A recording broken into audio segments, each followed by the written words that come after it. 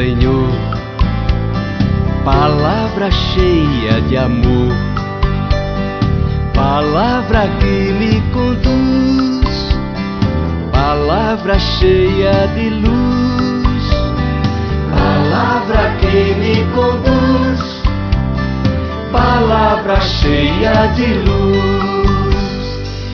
Irmãos e irmãs, paz e bem, hoje dia 6 de junho, damos início a uma nova etapa de nossa caminhada com a Bíblia. Nós hoje iniciamos a carta de São Paulo aos Romanos. Iniciemos então em nome do Pai, do Filho e do Espírito Santo. Amém.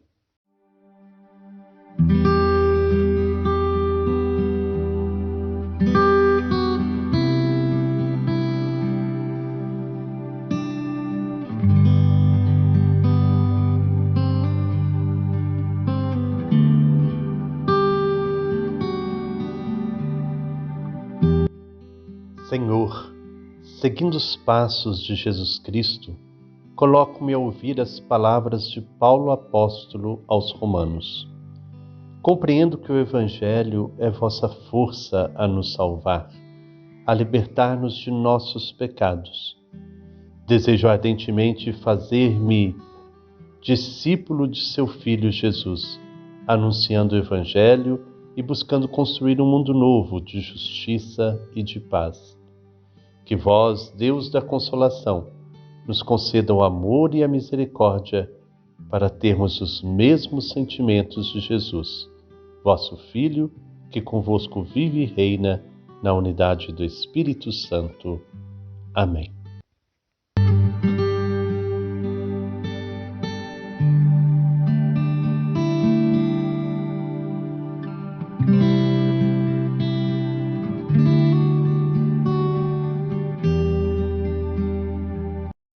A carta de São Paulo aos Romanos é um texto pastoral, como todas as cartas de Paulo. Nasceu da sua paixão pela evangelização entre os pagãos. Podemos sentir isso quando lemos o capítulo 15, no versículo 16. Paulo afirma assim: sou ministro de Cristo entre os pagãos, e a minha função sagrada é anunciar o Evangelho de Deus, a fim de que os pagãos se tornem oferta aceita e santificada pelo Espírito Santo. Ele afirma ser ministro de Jesus Cristo com uma função sagrada, a evangelização junto aos pagãos. Paulo sente necessidade de se apresentar aos cristãos de Roma, pois não foi ele quem fundou essa comunidade. Até hoje nós não sabemos como surgiu nem quem deu início. Se São Paulo não é o fundador, por que escreveu aquela que é a mais longa de suas cartas? A resposta está na paixão pela evangelização junto aos pagãos.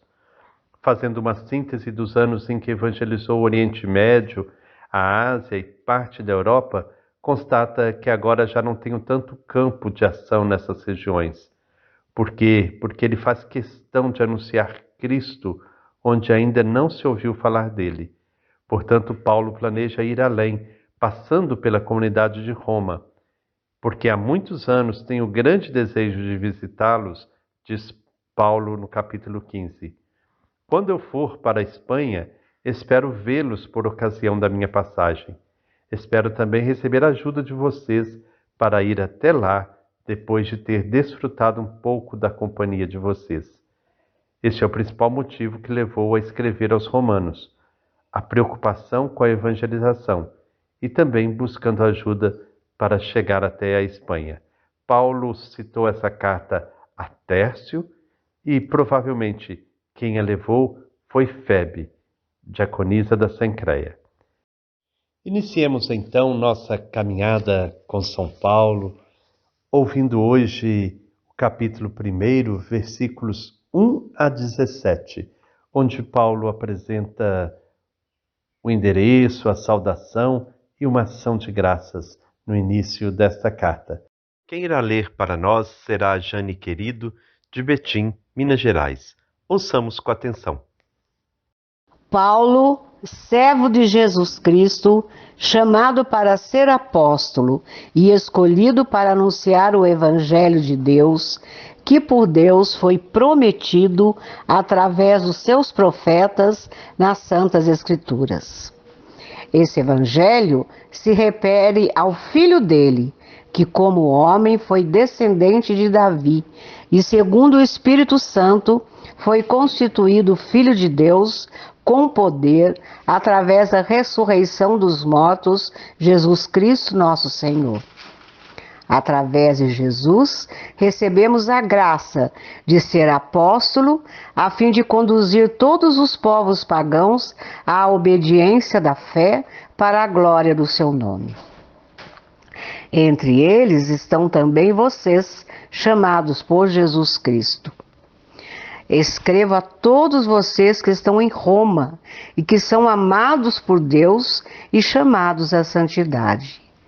Que a graça e a paz da parte de Deus, nosso Pai, e do Senhor Jesus Cristo estejam com vocês. Antes de tudo, dou graças ao meu Deus, por meio de Jesus Cristo, por causa de vocês, pois a fama da fé que vocês têm se espalhou pelo mundo inteiro. Deus, a quem sirvo em meu espírito, anunciando o evangelho do seu Filho, é testemunha de que, sem cessar, me lembro de vocês e nas minhas orações peço sempre que, por vontade de Deus, eu tenha ocasião de poder visitá-los. De fato, eu tenho muita vontade de vê-los, a fim de lhes comunicar algum dom espiritual para fortalecê-los, ou melhor, para ser reconfortado com vocês e entre vocês através da fé que eu e vocês temos em comum. Por outro lado, irmãos, eu quero que vocês saibam que muitas vezes pensei em visitá-los, mas até agora fui impedido de ir. Esperava recolher algum fruto entre vocês, como entre outras nações. Estou em dívida com gregos e bárbaros, com sábios e ignorantes. Desse modo, naquilo que depende de mim, estou pronto para anunciar o Evangelho também para vocês que estão em Roma. Não me envergonho do Evangelho, pois ele é força de Deus para a salvação de todo aquele que acredita, do judeu em primeiro lugar, mas também do grego. De fato, no Evangelho, a justiça se revela única e exclusivamente através da fé, conforme me diz a Escritura, o justo vive pela fé.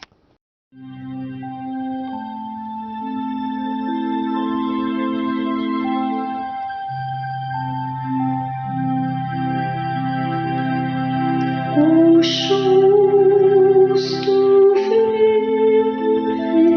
pela fé.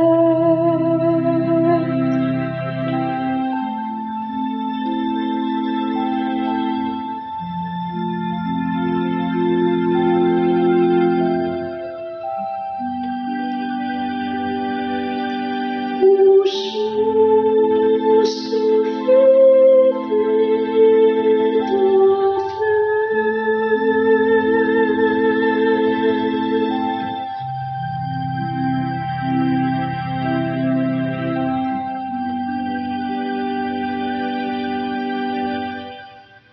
Paulo se apresenta sozinho no início da carta, mas faz questão de mostrar sua identidade mediante 3 títulos que caracterizam sua missão: servo de Jesus Cristo, apóstolo e escolhido para anunciar o Evangelho de Deus. Esses 3 títulos confirmam quem ele é. Considera-se servo de Jesus Cristo, alguém que recebeu uma missão do próprio Jesus que o escolheu. Ele se coloca dessa maneira na mesma linha dos profetas do Antigo Testamento, considerados servos, enviados e escolhidos. Jesus Cristo o escolheu para uma missão específica: anunciar o Evangelho de Deus, a boa notícia prometida no passado e realizada em Jesus. Nas entrelinhas é possível perceber que Paulo já introduziu o grande tema da carta, ou seja, a anistia que em Jesus Cristo Deus concedeu à humanidade inteira. De fato, o tema da carta aparece claramente nos versículos 3 e 4. Esse evangelho se refere ao Filho que, como homem, foi descendente de Davi e, segundo o Espírito Santo, foi constituído Filho de Deus com poder através da ressurreição dos mortos, Jesus Cristo, nosso Senhor. A boa notícia para a qual Paulo foi escolhido e enviado é a pessoa do Filho, sua vida, morte e ressurreição, pois foi em Jesus que Deus manifestou toda a sua misericórdia para com a humanidade. Aparece, portanto, o tema da ressurreição de Jesus, fundamental para a compreensão de toda a carta. Por força de sua ressurreição e pela ação do Espírito Santo, Jesus foi nomeado Filho de Deus com plenos poderes, à semelhança do que anunciava o Salmo 110. Além disso, percebemos nesses versículos a presença da Trindade, tema importante para toda a carta. Deus Pai reconciliou consigo a humanidade em Jesus Cristo, e as pessoas são chamadas a viver no Espírito para poderem responder de modo pleno ao projeto de Deus. O tema da carta se torna mais claro a partir do versículo 5. Jesus escolheu Paulo para levar essa boa notícia a todos os pagãos, isto é, aqueles que não pertenciam ao povo judeu. Também aqui é possível perceber, nas entrelinhas, a presença de dois temas que aparecerão abundantemente no corpo da carta. O primeiro é que em Jesus Cristo não há mais diferenças por causa de raças ou culturas, pois todos são chamados à santidade e todos são amados por Deus. O segundo, mais polêmico, mostra que os pagãos, uma vez dada a sua adesão a Jesus, não precisam mais prestar obediência à lei, e sim à fé. Paulo saúda as igrejas domésticas de Roma com uma fórmula de saudação comum em suas cartas. Também, essa saudação está sintonizada com os grandes temas que virão em seguida. A graça é a bondade, o carinho, o afeto que Deus tem por toda a humanidade, qual pai que ama seus filhos. A paz faz pensar na reconciliação conseguida mediante a morte e ressurreição de Jesus. Interessante notar que Deus é chamado de nosso Pai, ou seja, Ele é Pai tanto para os judeus quanto para os pagãos. Paulo, que era judeu, estimula os pagãos a esse reconhecimento. Jesus é chamado de Senhor por causa de sua ressurreição. Dentro da carta, isso funciona como profissão de fé e como alerta contra a idolatria de pessoas ou coisas, tema que aparecerá logo em seguida, e também na longa exortação dos capítulos 12 e 15. A seguir vem a ação de graças, entremeada por um pedido, tema comum nas cartas paulinas. Ele vê as igrejas domésticas de Roma como foco de irradiação do Evangelho, e por isso dá graças a Deus por meio de Jesus Cristo. Esboça também um pedido de caráter pessoal, que seu desejo de visitar as comunidades de Roma possa finalmente se concretizar. Talvez Paulo quisesse engajar as comunidades de Roma no mutirão da solidariedade para com as comunidades empobrecidas de Jerusalém. No fim da carta, mostra que tem outro desejo, passar por Roma a fim de ir à Espanha, dando continuidade ao seu plano de levar a boa notícia àqueles lugares e povos que ainda não tinham conhecimento do Evangelho. Ele pensa que visitando as igrejas domésticas romanas poderá ser útil no crescimento das mesmas, mas com humildade prefere chegar a elas como alguém que vai para aprender e crescer sempre mais na fé comum. Por que Paulo pensa e age assim?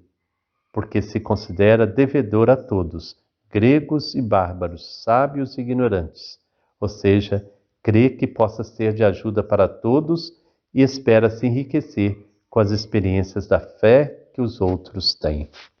Bom dia, Eliane, bom dia, Frei Gilberto, bom dia, comunidade de fé, você que reza com a gente nessa manhã, no campo e na cidade, paz e bem. Que bom, né? A gente retornar aqui às cartas de Paulo. E hoje, né, Frei Gilberto, iniciando essa tarefa, nós temos a responsabilidade de nos encorajar com as narrativas de Paulo quando ele escreve para as comunidades.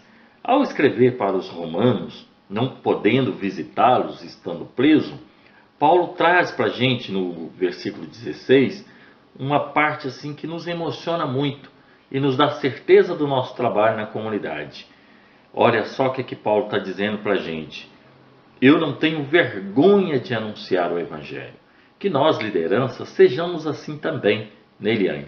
Neste tempo de pandemia, muitas comunidades sofreram muito não podendo receber visitas, não podendo visitar ninguém. Então é hora, minha gente, da gente ir retornando, se colocar o pé na estrada. Plenários, grupos de reflexão, celebrações, festa dos padroeiros. É hora da gente voltar a se encontrar e anunciar a palavra de Deus. Não ter vergonha de proclamar o nome de Jesus, que é Ele que nos anima nesse trabalho da comunidade eclesial de base. E Paulo ainda reafirma, que a nossa fé ela é importante para a sustentação do nosso trabalho na vida de comunidade.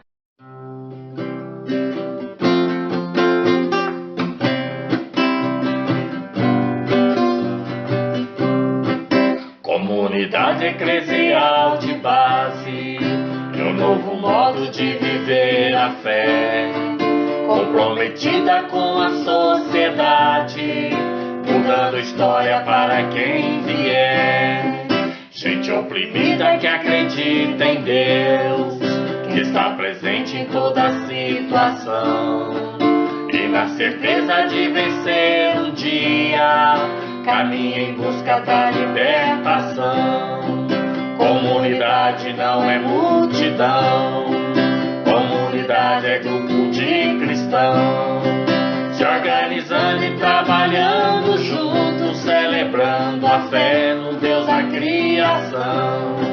Se organizando e trabalhando juntos, celebrando a fé no Deus da criação. Irmãos e irmãs, chegamos então ao final da nossa reflexão deste dia.